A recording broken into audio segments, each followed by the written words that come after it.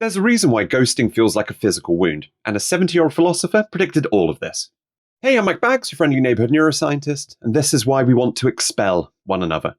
Julie Kristeva, a Bulgarian-French philosopher, wrote in the 1980s about her theories of abjection.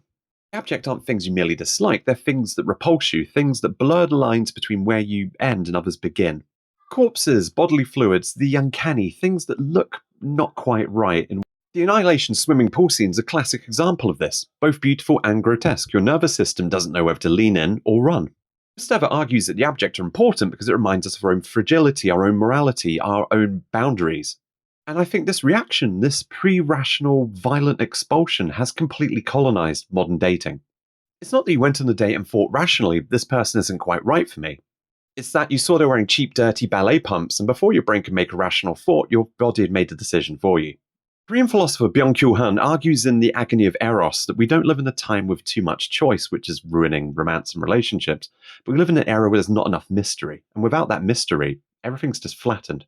Everything is transparent, legible, and optimized about the self, and we publicly display who we are, which means it's basically like choosing a soda brand.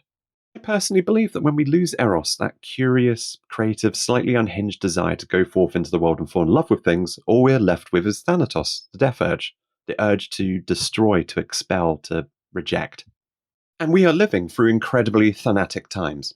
In a series of attacks yesterday, 200 civilians were killed and 1,200 injured. Most of us just scrolled past. Every day on here, you'll see millions of clips of women making quite ordinary choices and getting quite visceral responses from men in the comments saying exactly why they wouldn't date them. I'm not saying people are inherently bad either. I know they're not. It's just a case that the attention economy has recalibrated our abjection scale. So whereas once upon a time it was bodily fluids, death, and contamination, it's now recalibrated more towards people ordering Dubai chocolate pistachio lattes. The flowers growing through the body in the swimming pool are horrifying because they're beautiful and because they symbolize the collapse between the self and other. That is what ghosting is. Not indifference, it's abjection without confrontation. The complete expulsion of someone from your social world, because even the act of rejection feels contaminating. We're not living in the age of too much choice. We're living in the age of the abject. What's the most irrational reason you've been rejected or rejected someone? Let me know in the comments. I promise not to judge.